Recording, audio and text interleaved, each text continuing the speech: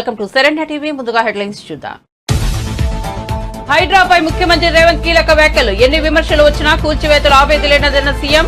దీని వెనుక ఎలాంటి రాజకీయ ఉద్దేశాలు లేవని వివరణ. తెలంగాణ ప్రజాపాలన దినోత్సవం వేడుకల్లో రేవంత్ రెడ్డి ప్రసంగం. ముఖ్యమంత్రి పదవికి రాజీనామా చేసిన కేజ్రీవాల్. లెఫ్టినెంట్ గవర్నర్ కు రాజీనామాను సమర్పించిన కేజ్రీవాల్ నూతన శాసనసభ పక్ష నేతగా అతిషి ఎంపికైనట్లు వెల్లడి. మరో వారం రోజుల్లో సీఎంగా ప్రమాణం చేస్తున్న అతిషి.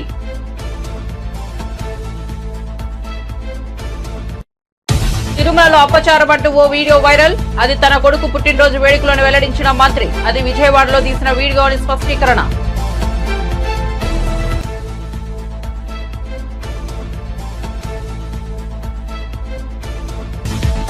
ఆధారాలతోనే ముగ్గురు ఐపీఎస్ లను సస్పెండ్ చేశామన్న అనిత. వారి వెనుక సూత్రధారులున్నా సలహాదారులున్నా వదలబోమని హెచ్చరిక. బోట్లో బ్యారేజీని గుర్తించిన వాళ్లు టెర్రరిస్టుల కన్నా డేంజరస్ అని వ్యాఖ్య.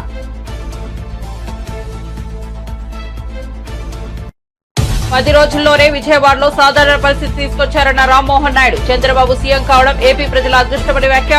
వైసీపీ నేతలు పద్ధతి మార్చుకోవాలని హితవు.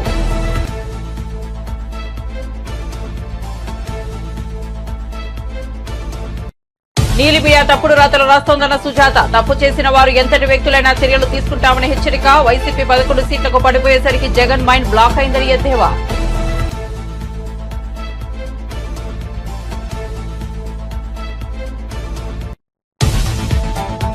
యోధుల పోరాటంతో నిజాం నిరంకుశ పాలన నుంచి విముక్తి కలిగిందన్న ఎంపీ. అమరవీరుల త్యాగాలను స్మరించుకోవడానికి కేంద్రం అధికారికంగా నిర్వహిస్తోందన్న ఈటెల. రాష్ట్ర వ్యాప్తంగా ప్రతి ఒక్కరూ జాతీయ జెండాను ఆవిష్కరించాలన్న ఈటెల. ఇక వార్త వివరాల్లోకి వెళ్తే, చెరువులు కుంటలలో అక్రమంగా నిర్మించిన భవనాలను కూర్చివేసే విషయంలో వెనక్కు తగ్గేదే లేదని తెలంగాణ ముఖ్యమంత్రి రేవంత్ రెడ్డి స్పష్టం చేశారు. హైడ్రాపై ఎన్ని విమర్శలు వచ్చినా ముందుకే వెళ్తామని వివరించారు. ప్రతిపక్ష నేతలు చేస్తున్న విమర్శలను ఆయన కొట్టిపారేశారు. హైడ్రా ఏర్పాటు కూల్చివేతల వెనుక ఎలాంటి రాజకీయ ఉద్దేశాలు తమకు లేవని తేల్చి చెప్పారు. ఈ మేరకు తెలంగాణ ప్రజాపాలన దినోత్సవ వేడుకల్లో ముఖ్యమంత్రి రేవంత్ రెడ్డి పాల్గొని ప్రసంగించారు. చెరువుల ఫుల్ ట్యాంక్ లెవెల్ బఫర్ జోన్లలో కట్టిన బిల్డింగులు ఎంత పెద్దవారైనా వదిలిపెట్టేది లేదని రేవంత్ రెడ్డి మరోమారు స్పష్టం చేశారు. ఈ విషయానికి సంబంధించి హైడ్రా ఇప్పటికే పలువురు అక్రమదారులకు బడాబాబులకు నోటీసులు ఇచ్చిందని గుర్తు చేశారు. హైడ్రా పనితీరుపై సంతృప్తి వ్యక్తం చేసిన సీఎం అధికారుల పనిలో తమ జోక్యం ఉండదని వివరించారు. ఇవ్వాలని నిర్ణయించాం. కోటిలోని మహిళా విశ్వవిద్యాలయానికి పోరాట యోధురాలు వీరనారి ఐలమ్మ పేరు పెట్టుకున్నాం. ఇలా ప్రతి ఆలోచనలో తెలంగాణ సాంస్కృతిక పూర్వ వైభవం దిశగా సాగిపోతున్నాం. గత 10 ఏళ్లలో రాష్ట్ర ఆర్థిక వ్యవస్థను కుక్కలు చెంపిన విస్తరిలా తయారు చేశారు. 7 లక్షల కోట్ల అప్పు, ప్రతి నెల 6,500 కోట్ల మేర అసలు వడ్డీ కలిపి బకాయిలు చెల్లించాల్సిన పరిస్థితుల్లో మేం బాధ్యతలు స్వీకరించాం. ప్రజలకు ఇచ్చిన మాట ప్రకారం 6 గ్యారెంటీలను అమలు చేయడం, ఆర్థిక వ్యవస్థను గాడిలో పెట్టడం ఒక సవాలుగా స్వీకరించాం. అప్పుల పునర్వ్యవస్థీకరణ ద్వారా పరిస్థితిని చక్కదిద్దేందుకు శాయశక్తులా ప్రయత్నిస్తున్నాం. ఆదాయ లీకేజీలు అరికట్టాం. కేంద్రం నుండి మన హక్కుగా రావాల్సిన ప్రతి పైసా తెచ్చుకోవడానికి గట్టి ప్రయత్నాలు చేస్తున్నాం. ఈ విషయంలో భేషజాలకు పోకుండా నేనే స్వయంగా పలుసార్లు ఢిల్లీకి వెళ్ళి ప్రధానమంత్రితో సహా కేంద్ర మంత్రులందరినీ కలిసి వినతి పత్రాలు ఇస్తున్నాను. నా ఢిల్లీ పర్యటన మీద కూడా విమర్శలు చేస్తున్నారు. కాలు కదపకుండా ఇంట్లో సేద తీరడానికి నేనేం ఫామ్ హౌస్ ముఖ్యమంత్రిని కాదు, పనిచేసే ముఖ్యమంత్రిని. నా స్వార్థం కోసమో వ్యక్తిగత పనుల కోసమో నేను ఢిల్లీకి వెళ్ళడం లేదు. ఢిల్లీ ఏ పాకిస్తాన్లోనో ఏ బంగ్లాదేశ్లోనో లేదు. ఇది మన దేశ రాజధాని. ఫెడరల్ వ్యవస్థ రాష్ట్రాలకు కేంద్రానికి మధ్య అనేక అంశాలు ఉంటాయి. రాష్ట్రం నుండి మనం పన్నుల రూపంలో కొన్ని లక్షల కోట్ల రూపాయలు కడుతున్నాము. అందులో మన వాటా తిరిగి తెచ్చుకోవడం మన హక్కు. ఆ హక్కుల సాధన కోసం ఎన్నిసార్లైనా ఢిల్లీకి వెళతాము. ఇటీవల 16వ ఆర్థిక సంఘం ముందు గట్టిగా మన వాదనలను వినిపించాం. కేంద్ర పన్నుల్లో రాష్ట్రాలకు 50% వాటా ఇవ్వాల్సిందేనని డిమాండ్ చేశాము. మన రాష్ట్రాన్ని ప్రపంచ వేదికపై ఫ్యూచర్ స్టేట్గా బ్రాండ్ చేస్తున్నాము. పెట్టుబడుల ఆకర్షణలో ఇదొక వ్యూహాత్మక ప్రయత్నం. ఇటీవల దేగర్ కంచె వద్ద 4th సిటీకి శంకుస్థాపన చేసుకున్నాం. మూసీ సుందరీకరణ అన్నది హైదరాబాద్ రూపురేఖలను మార్చివేస్తుందనడంలో సందేహం లేదు. ఈ ప్రాజెక్టు కేవలం పర్యాటక ఆకర్షణ మాత్రమే కాదు, వేల మంది చిరు మధ్యతరగతి వ్యాపారులకు ఒక ఎకనామిక్ హబ్గా మారి దీన్ని మేము తీర్చిదిద్దబోతున్నాం. తెలంగాణలో యువ వికాసం కోసం ప్రజా ప్రభుత్వం ద్విముఖ వ్యూహంతో ముందుకు వెళుతుంది. ఒకవైపు గడిచిన 10 ఏళ్లుగా రాష్ట్రానికి పట్టిన మత్తును వదిలిస్తున్నాం. యువత భవితకు పెను సవాలుగా మారిన మాదక ద్రవ్యాల నియంత్రణ నిర్మూలన విషయంలో కఠినంగా వ్యవహరిస్తున్నాం. అదేవిధంగా ఈ విషయంలో టీ-న్యాబ్ను బలోపేతం చేశాం. మరోవైపు క్రీడలను ప్రోత్సహిస్తున్నాం. పారా ఒలింపిక్స్లో మరియు ఇతర అంతర్జాతీయ పోటీలలో పథకాలు సాధించిన తెలంగాణ బిడ్డలను ఘనంగా గౌరవించుకున్నాం. ఇటీవల ఇంటర్ కాంటినెంటల్ ఫుడ్ ఢిల్లీ ముఖ్యమంత్రి అరవింద్ కేజ్రీవాల్ తన పదవికి రాజీనామా చేశారు. కాబోయే ముఖ్యమంత్రి అతిషి ఇతర కేబినెట్ మంత్రులతో కలిసి ఢిల్లీ లెఫ్టినెంట్ గవర్నర్ కార్యాలయానికి చేరుకున్నారు. లెఫ్టినెంట్ గవర్నర్ వికే సక్సేనాకు ఆయన తన రాజీనామా పత్రాన్ని అందించారు. ఆమ్ ఆద్మీ పార్టీ నూతన సభాపక్ష నేతగా అతిషి ఎంపికైనట్లు తెలిపారు. మరో వారం రోజుల్లో ఢిల్లీ నూతన సీఎంగా అతిషి ప్రమాణ స్వీకారం చేయనున్నారు. ఢిల్లీ ప్రయోజనాల దృష్ట్యా జైల్లో ఉన్నప్పుడు రాజీనామా చేయవద్దని కేజ్రీవాల్ భావించారని, అందుకే ఆయన బయటకు వచ్చాక రాజీనామా చేస్తున్నట్లు ఆమ్ ఆద్మీ పార్టీ నేత ఢిల్లీ మంత్రి గోపాల్ రాయ్ వెల్లడించారు. జైలు నుంచి బయటకు వచ్చాక ఢిల్లీ ప్రజల ముందు తన నిజాయితీని నిరూపించుకోవాలనే ఉద్దేశంతో రాజీనామా చేసినట్లు తెలిపారు. కేజ్రీవాల్ ప్రజాకోర్టుకు వెళ్లాలని నిర్ణయించుకున్నారన్నారు. ప్రజలు అతనిని మరోసారి సీఎంగా ఎన్నుకునే వరకు ఆయన ఆ పదవిలో కొనసాగబోరన్నారు. ముంబై హీరోయిన్ జత్వానీ కేసులో పోలీసుల విచారణ కొనసాగుతోందని ఏపీ హోంమంత్రి అనిత చెప్పారు. సస్పెండ్ అయిన 3 ఐపీఎస్ అధికారుల కారణంగా ఎంతో మంది బలయ్యారని, విచారణలో వెలుగు చూసిన ఆధారాలతోనే వారిని సస్పెండ్ చేయడం జరిగిందని తెలిపారు. ఈ 3 ఐపీఎస్ల వెనుక ఎంత పెద్దవారు ఉన్నా ఉపేక్షించబోమని చెప్పారు. సూత్రధారులున్నా సలహాదారులు ఉన్నా వదిలే ప్రసక్తే లేదని స్పష్టం చేశారు. ప్రకాశం బ్యారేజ్ ను భారీ బోట్లు ఢీకొనడంపై అనిత కీలక వ్యాఖ్యలు చేశారు. ఒక్కో బోట్ బరువు 40 టన్నులు ఉంటుందని తొలుత అనుకున్నామని, కానీ 80 టన్నుల బరువు ఉన్నాయని చెప్పారు. ఆ బోట్లు వైసీపీ నేతల అనుచరులవేనని అన్నారు. 3 భారీ బోట్లను ఇరుపత్తాలతో కట్టేశారని చెప్పారు.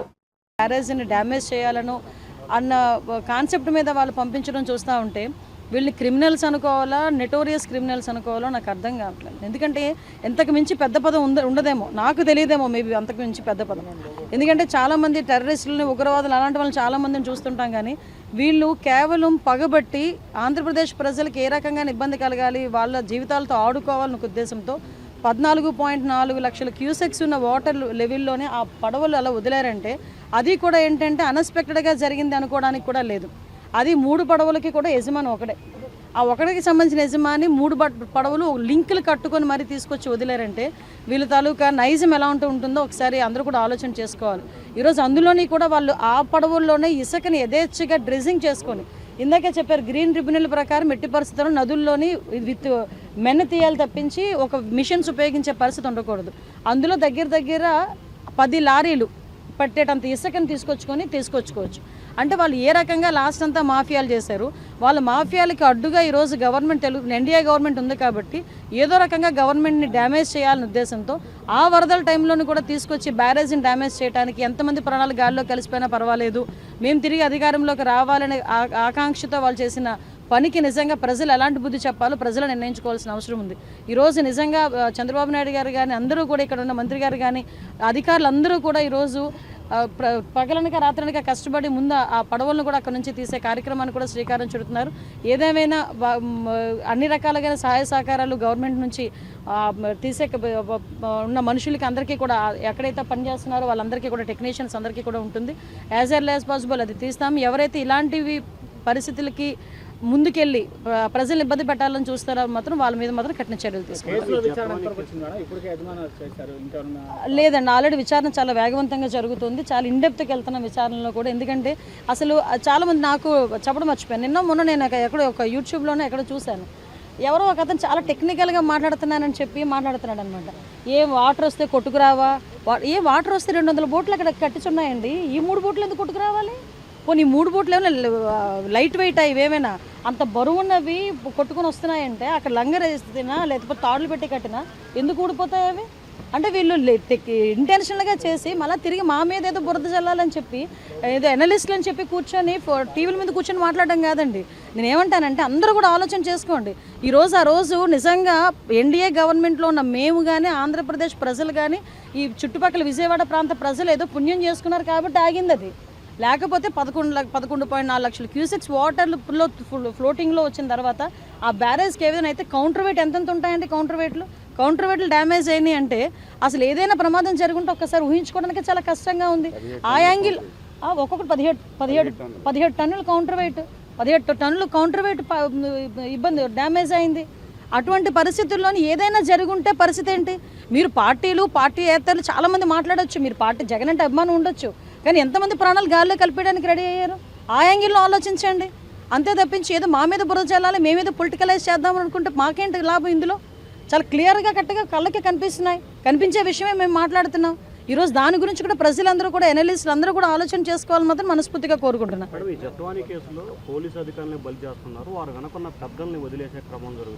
కాదండి, బలి చేయడం ఏంటండి? ఇందులో ఎవరైతే ఇన్వాల్వ్ అయ్యి ఉన్నారో వాళ్ళని ఈరోజు బలి చేయడం కాదు, అది న్యాయం చేయడం, అవతల అమ్మాయికి న్యాయం చేయడం. అది అంతకుమించి బలి చేయడం అన్న మాట ఉపయోగించుకుంది. బలైన వాళ్ళు చాలామంది ఉన్నారు లాస్ట్ గవర్నమెంట్లో. ఓకే, నేనేమంటానంటే కేసు పూర్వపరాలన్నీ కూడా అందరూ కూడా చాలా క్లియర్గా దర్యాప్తు చేస్తున్నారు. అందులో ఇన్వాల్వ్ అయిన ఆఫీసర్స్ని ఈరోజు క్లియర్ కట్గా ఉంది కాబట్టి సస్పెండ్ చేశాము. ఫర్దర్గా ఏం జరగాలన్నది జరుగుతుంది. ఏ పాత్ర ఎవరి పాత్ర ఉన్నా ఆల్రెడీ 3 IPS ఆఫీసర్లని సస్పెండ్ చేయడం జరిగింది. అందులో ఎవరి పాత్ర ఉన్నా కూడా ఎంక్వైరీలో తేలితే మాత్రం వాళ్ళందరి మీద కూడా చర్యలు ఉంటాయి. కంపల్సరీ వర్కౌట్ అవ్వకపోవడం అంటూ ఉండదు, వర్కౌట్ అవుతుంది. ఇప్పటికీ చెప్తున్నాం, ఇప్పటికీ కూడా వాళ్ళు చేసే కార్యక్రమంలో NDRF, SDRF టీమ్స్ సంబంధించి సహాయ సహకారాలు కావాలనుకుంటే కనుక డెఫినెట్గా పంపిస్తాం. రాజకారుల వారసత్వ పార్టీ కాంగ్రెస్ అని బీఆర్ఎస్ పార్టీ కొమ్ము కాస్తోందని కేంద్ర బొగ్గు గనుల శాఖ మంత్రి జి కిషన్ రెడ్డి అన్నారు. నియంతృత్వ నిజాంబాల నుంచి ప్రజలకు విమోచనం లభించిన రోజుగా సెప్టెంబర్ 17న అభివర్ణించారు. కేంద్ర ప్రభుత్వం ఆధ్వర్యంలో సికింద్రాబాద్ పరేడ్ మైదానంలో నిర్వహించిన హైదరాబాద్ విమోచన వేడుకల్లో జి కిషన్ రెడ్డి ముఖ్య అతిథిగా పాల్గొన్నారు. కిషన్ రెడ్డి జాతీయ జెండాను ఎగురవేసి భద్రతా బలగాల నుంచి గౌరవ వందనం స్వీకరించారు. అంతకుముందు అమర జవాన్ల స్తూపానికి నివాళులర్పించారు. ఈ సందర్భంగా కిషన్ రెడ్డి మాట్లాడుతూ నిజాంలపై వేల మంది ప్రజలు విరోచితంగా పోరాటం చేసినట్లు తెలిపారు. ప్రజల బలిదానాలు, త్యాగాల తర్వాత తెలంగాణకు స్వాతంత్ర్యం వచ్చిందన్నారు. రజకారుల మెడలు వంచడంలో దివంగత మాజీ ఉప ప్రధాని వల్లభాయ్ పటేల్ది సాహసోపేత పాత్ర అని కిషన్ రెడ్డి గుర్తు చేశారు. కార్యక్రమంలో కేంద్ర హోంశాఖ సహాయ మంత్రి బండి సంజయ్, మల్కాజ్గిరి పార్లమెంట్ సభ్యులు ఈటెల రాజేందర్, ఓబీసీ మోర్చా జాతీయ అధ్యక్షులు, రాజ్యసభ సభ్యులు డాక్టర్ కె లక్ష్మణులు పాల్గొన్నారు. భద్రతా బలగాల నుంచి గౌరవ వందనం స్వీకరించారు. ఈ సందర్భంగా ఏర్పాటు చేసిన సాంస్కృతిక కార్యక్రమాలు ఆకట్టుకున్నాయి. అదేవిధంగా ఈ కార్యక్రమంలో పాల్గొంటున్నటువంటి అనేక మంది గౌరవ పెద్దలు, అదే కాకుండా సైనిక అధికారులు, పారామిలిటరీకి సంబంధించినటువంటి సీనియర్ ఆఫీసర్స్, అదేవిధంగా మాజీ శాసనసభ్యులు, కళాకారులు, అదేవిధంగా పత్రికా విలేకరులు, వివిధ విద్యా సంస్థల నుంచి వచ్చినటువంటి చిన్నారులు అందరికీ పేరు పేరున ఈ యొక్క హైదరాబాద్ లిబరేషన్ డే తెలంగాణ విమోచన ఉత్సవాల సందర్భంగా హృదయపూర్వకంగా అందరికీ శుభాకాంక్షలు తెలియజేస్తా ఉన్నాను.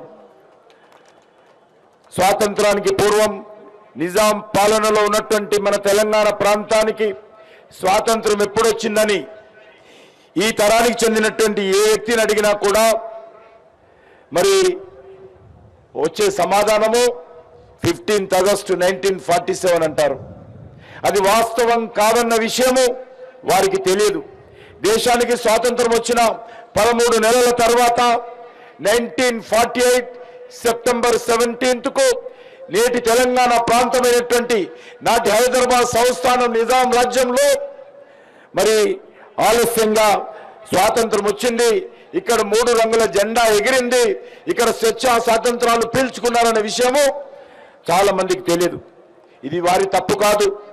ఉద్దేశపూర్వకంగా, కుట్రపూర్వకంగా ఇక్కడ పరిపాలించినటువంటి పాలకులు ఇక్కడి చరిత్రను తొక్కిపెట్టేటువంటి ప్రయత్నం చేశారనే విషయాన్ని మనం చేస్తా ఉన్నాను. ఇంతటి మహత్తరమైనటువంటి పోరాటం, ఇంతటి వాస్తవమైనటువంటి చరిత్ర, చేసిన త్యాగాలు, బలిదానాలు సాధించినట్టు తిరుమలలో అపచారం జరిగిందంటూ సోషల్ మీడియాలో కొందరు ఒక వీడియోను సర్క్యులేట్ చేస్తుండడం తెలిసిందే. తిరుమల కొండపై విచ్చలవిడిగా నృత్యాలతో అప్రతిష్ట పాలు చేస్తున్నారని ఆ వీడియోపై కామెంట్లు పెడుతున్నారు.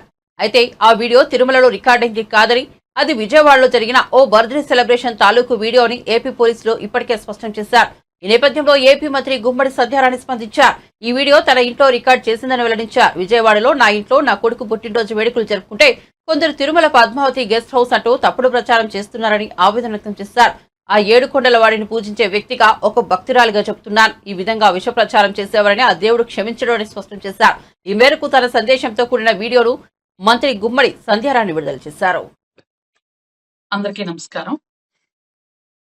నిన్నటి నుంచి మీరందరూ ఒక వీడియో చూస్తున్నారు, కొన్ని ఫోటోలు పెడుతున్నారు. సభ్యత సంస్కారం లేకుండా కొన్ని కుక్కలు నా కుటుంబాన్ని, నా పిల్లల్ని, నా భర్తని, అందరినీ అవమానపరచాలని ఉద్దేశంతో కొన్ని ఫోటోలు, వీడియోలు పెడుతున్నారు. నేను ఈ కుక్కల్ని పట్టించుకోవటం ఎందుకులే అని 2 రోజుల నుంచి దానికి సమాధానం చెప్పకూడదు అనుకున్నాను. కానీ నన్ను అభిమానించే వాళ్ళు కొంతమంది అసలు విషయం ఏంటో తెలియక కంగారు పడుతున్నారు. అందుకనే ఈ వివరణ నేను ఇస్తున్నాను. ఈ నెల ఇవి పెడుతున్నారు, కానీ ఆగస్టు 29వ తేదీ నా కొడుకు పుట్టినరోజు. ఆ రోజు నా ఇంట్లో విజయవాడలో నా కొడుకు నేను పార్టీ చేసుకున్నాం. నా కుటుంబం, నా పిల్లలు, నా భర్త, మొత్తం అందరం కలిపి భోజనాలు చేసుకున్నాం. పిల్లలు డాన్సులు చేసుకున్నారు. 29వ తేదీ ఆగస్టు విజయవాడ నా ఇంట్లో జరిగింది. అది తర్వాత 31వ తేదీన మేము తిరుపతి కొండ నడుచుకుంటూ ఎక్కాం. 1వ తేదీ ఉదయం తిరుపతిలో దర్శనం అయింది మాకు. ఆ రోజు రాత్రి మళ్ళీ విజయవాడ వరదల కారణంగా నారా చంద్రబాబు నాయుడు గారు పూర్తిగా కలెక్టరేట్ లో ఉండిపోతున్నారని నైటే నేను ఇక్కడికి వచ్చేసాను. అయితే తిరుపతిలో నేను పద్మావతి గెస్ట్ హౌస్ లో ఉన్న అసలు సందర్భాలే లేవు. నేను గాని, నా కుటుంబం గాని, నా అనుచరులు గాని, నా స్టాఫ్ గాని ఎవరు కూడా పద్మావతి గెస్ట్ హౌస్ లో లేవు. అయినా ఒక అమ్మవారిని కొలిసే వ్యక్తిగా, ముత్యాలమ్మ తల్లి జాతరను జరిపించే వంశంలో పుట్టిన ఆడబిడ్డగా నేను చెప్తున్నాను, తిరుపతిలో అలాంటి పిచ్చి పనులు, పనికిమాలిన పనులు ఎవరు చేస్తారో మీ అందరికీ తెలుసు. నిజంగా అట్లాంటి పనులు చేసినా, ఆ దేవుణ్ణి అవమానించినా ఇంతకు పూర్వం ఏమైపోయారో మీ అందరికీ తెలుసు. నేను అమ్మవారిని కొలిసే వ్యక్తిగా, ఆ గోవింద నామాలు జపించే వ్యక్తిగా చెప్తున్నాను. నిజంగా ఈ వీడియోలు వైరల్ చేసిన వాడు ఎవడో గాని, ఆ కుక్కలు ఎవరో గాని, మీకు నిజాలు తెలుసో లేదో నాకు తెలియదు, భగవంతుడు మాత్రం మీకు చూపిస్తారు. విజయవాడలో భారీ వరదలు వచ్చాక 10 రోజుల్లోనే మళ్లీ సాధారణ స్థితికి తీసుకురావడం ముఖ్యమంత్రి చంద్రబాబుకే సాధ్యమైందని కేంద్ర మంత్రి రామ్మోహన్ నాయుడు చెప్పారు. ఇది తాను మాత్రమే చెప్పడం లేదని, వరదల వల్ల ఇబ్బంది పడే ఏ ఒక్కరిని అడిగినా చెబుతారని అన్నారు. సీఎం హోదాలో ఉండి కూడా ఒక సామాన్యుడిగా ఇంటింటికి వెళ్లి అందరినీ కలిసి వారిలో భరోసాను కల్పించారని చెప్పారు. 74 ఏళ్ల వయసులో కూడా కష్టపడే మనస్తత్వం ఉన్న చంద్రబాబు సీఎంగా దొరకడం ఏపీ ప్రజలు చేసుకున్న అదృష్టమని అన్నారు. రాష్ట్రం కోసం చంద్రబాబు ఇంతలా కష్టపడుతుంటే వైసీపీ రాజకీయాలు చేస్తోందని రామ్మోహన్ నాయుడు విమర్శించారు. వాళ్ళు ఏం చేసినా ప్రజలు పట్టించుకోవడం లేదని, అందుకే సహించుకోలేకపోతున్నారని దుయ్యబట్టారు. ముంబై హీరోయిన్ కాదంబరి జత్వాని వ్యవహారం ఏపీ రాజకీయాల్లో కలకలం రేపుతోంది. ఈ అంశంపై టీడీపీ నాయకురాలు పీతల సుజాత మాట్లాడుతూ కీలక వ్యాఖ్యలు చేశారు.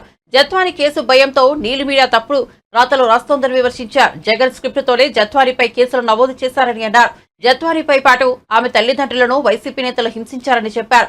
తప్పు చేసిన వారు ఎంతటి వ్యక్తులైనా చర్యలు తీసుకుంటామని అన్నారు. వైసీపీ ప్రభుత్వంలో చేసినటువంటి కూటమి ప్రభుత్వంలో కూడా చేస్తామంటే కుదరదని చెప్పారు. వైసీపీ 151 సీట్ల నుంచి 11 సీట్లకు పడిపోయేసరికి జగన్ మైండ్ బ్లాక్ అయిందని అన్నారు. చాలా దారుణంగా ఎవరైతే ఈ దోషులు ఉన్నారో ఆ దోషులని రక్షించేందుకు జగన్ రెడ్డి గారు వాళ్ళ యొక్క పత్రికలో తప్పుడు కథనాలు రాయటాన్ని తీవ్రంగా ఖండిస్తున్నాం. సాక్షి చైర్పర్సన్ అయినటువంటి భారతీరెడ్డి గారు ఒక మహిళే కదండి. భారతీరెడ్డి గారు ఒక మహిళ ఉండి సాటి మహిళ మీద దారుణంగా వేధించబడినటువంటి ఒక మహిళ మీద, అన్యాయానికి గురైనటువంటి ఒక మహిళ మీద వాళ్ళ పత్రికలో అంత ఘోరంగా రాయటానికి భారతీరెడ్డి గారు మీకు సిగ్గు అనిపించట్లేదా? మీరు మహిళే కదా? ఇదెంత దారుణమండి, ఇదెంత నీచమండి, ఇదెంత అమానుషమండి. ఎంత కుట్రపూరితంగా ఆ మహిళను బదనాం చేయాలని, ఆమెనే కాదు మహిళలందరినీ బదనాం చేసే విధంగా ఒక మహిళగా ఉండి మీరు ఇలా సాక్షి పత్రికలో రాయిపించడం అనేది అసలు ఎంత మీ యొక్క దిగజారుడుతనానికి నిదర్శనంగా నేను భావిస్తున్నా. పాపం ఆ జత్వానీని ఎంత దారుణంగా వాళ్ళ పేరెంట్స్ని ఎంత చిత్రహింసలకు గురి చేశారు వైసీపీ గవర్నమెంట్లో. జత్వానీని ఎంతలా వేధించారు వైసీపీ గవర్నమెంట్లో. అసలు ఎంత దారుణంగా పోలీసు వ్యవస్థను చేతిలో పెట్టుకొని జగన్మోహన్ రెడ్డి గారు ఎంత దారుణంగా మహిళల్ని అన్యాయంగా ఆ కుటుంబాలు అవమానపడే రీతిలో ఎంత దారుణంగా అవమానించారు. ఈ రోజున చంద్రబాబు నాయుడు గారి ప్రభుత్వం వచ్చింది కాబట్టి ఈ రోజున వేధించబడినటువంటి మహిళలకి అందరికీ కూడా ధైర్యం వచ్చింది. అవమానానికి గురైనటువంటి మహిళలందరికీ కూడా ధైర్యం వచ్చింది. మోసపోయినటువంటి మహిళలందరికీ కూడా మా చంద్రన్న ముఖ్యమంత్రి అయ్యారు, మేము బయటకు వచ్చి మాకు జరిగినటువంటి అన్యాయాన్ని చెప్పాలని ఒక ధైర్యం వచ్చింది. ఈ రోజున జత్వానీ కూడా అదే ధైర్యంతో వాళ్ళ తల్లిదండ్రులను తో సహా వచ్చి ఈ రోజున కేసు పెట్టడం జరిగింది. ప్రజలందరూ కూడా చూశారు ఎంత దారుణంగా తాడేపల్లి ప్యాలెస్ నుంచి జగన్మోహన్ రెడ్డి గారి యొక్క స్క్రిప్ట్తో, వాళ్ళ టీం వైసీపీ స్క్రిప్ట్తో జత్వానీ మీద అన్యాయంగా కేసులు పెట్టి ముంబై వెళ్ళి బలవంతంగా ఆమెను వేధించడమే కాకుండా ఆమెను తీసుకొచ్చి వాళ్ళ పేరెంట్స్ని తీసుకొచ్చి ఎంత చిత్రహింసలు గురి చేశారో. పాపం ఆ పెద్ద వయసులో ఉన్నటువంటి తల్లిదండ్రులు ఎంత మానసిక క్షోభకి గురి చేశారో. ఆ బాధలు అవన్నీ కూడా రికార్డ్ చేసి ఆమె చెప్తే నిజంగా ఎవరికైనా సరే మహిళా లోకం ఎంతగా రగిలిపోతున్నారంటే, ఇంత దారుణంగా వైసీపీ గవర్నమెంట్లో మహిళలపై ఇంత అన్యాయం జరిగిందా అనేసి ప్రజలందరూ కూడా ముక్కుపైన వేలు వేసుకున్నటువంటి పరిస్థితి, అంతగా బాధపడుతున్నారు. ఎంత దుర్మార్గం అండి. ఈ రోజున చెల్లెలు ప్రశ్నించినందుకు సోషల్ మీడియాలో మొత్తం ఆ చెల్లెల్ని క్యారెక్టర్ అసాసినేషన్ చేసే విధంగా ఆమెను కూడా అల్లరిపాలు చేశారు. బాబాయిని చంపేసి ఆ కుటుంబాన్ని మళ్ళీ వాళ్ళ మీద నెగిటివ్గా సోషల్ మీడియాలో ఇష్టం వచ్చినట్టు పోస్టులు చేశారు. ఏంటి అసలు ఎక్కడ పోతుంది? కనీసం మనుషులు కాదా? మానవత్వం అనిపించట్లేదా మీకు? మళ్ళా పైపై చేయమంటారు. జగన్మోహన్ రెడ్డి గారు దోషుల్ని కాపాడటానికి ఈ జత్వానీ కేసులో రెడ్ బుక్ రాజ్యాంగం నడుపుతున్నానంటారా? రెడ్ బుక్ రాజ్యాంగం నడుపుతున్నారు ఈ ప్రభుత్వం అనేసి మాట్లాడతారా జగన్మోహన్ రెడ్డి గారు? అసలు మీకు సిగ్గు అనిపిస్తుందండి మీకు? అసలు మీకు సిగ్గు అనేదే అనిపించట్లా. ఎవరు ప్రభుత్వంలో ఎలాంటి అరాచకాలు మహిళల మీద జరిగినాయి ఒక్కసారి మర్చిపోయారు. అప్పుడే 11 సీట్లు వచ్చేసరికి బులెటిన్ ముగించే ముందు హెడ్లైన్స్ మరోసారి చూద్దాం. హైడ్రాపై ముఖ్యమంత్రి రేవంత్ కీలక వ్యాఖ్యలు. ఎన్ని విమర్శలు వచ్చినా కూల్చివేతలు ఆపేది లేదన్న సీఎం. దీని వెనుక ఎలాంటి రాజకీయ ఉద్దేశాలు లేవని వివరణ. తెలంగాణ ప్రజాపాలన దినోత్సవం వేడుకల్లో రేవంత్ రెడ్డి ప్రసంగం.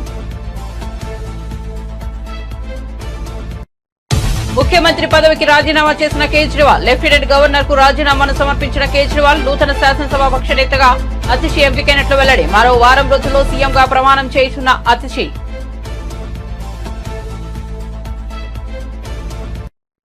తిరుమలలో అపచారం అంటూ ఓ వీడియో వైరల్. అది తన కొడుకు పుట్టినరోజు వేడుకలను వెల్లడించిన మంత్రి. అది విజయవాడలో తీసిన వీడియో అని స్పష్టీకరణ.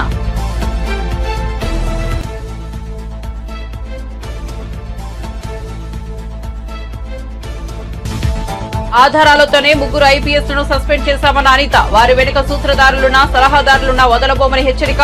బోట్లో బ్యారేజీని గుర్తించిన వాళ్లు టెర్రరిస్టుల కన్నా డేంజరస్ అని వ్యాఖ్య.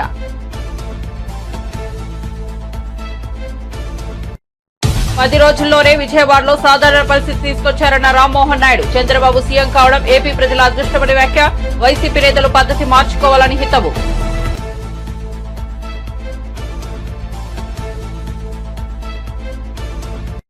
నీలిబియా తప్పుడు రాతలు రాస్తోందన్న సుజాత. తప్పు చేసిన వారు ఎంతటి వ్యక్తులైనా చర్యలు తీసుకుంటామని హెచ్చరిక. వైసీపీ 11 సీట్లకు పడిపోయేసరికి జగన్ మైండ్ బ్లాక్ అయిందని ఎద్దేవా.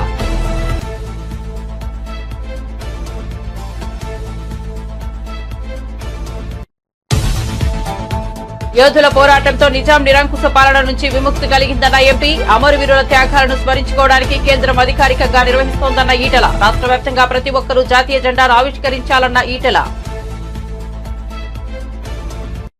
మరిన్ని అప్డేట్స్ కోసం చూస్తూనే ఉండండి శరణ్య టీవీ.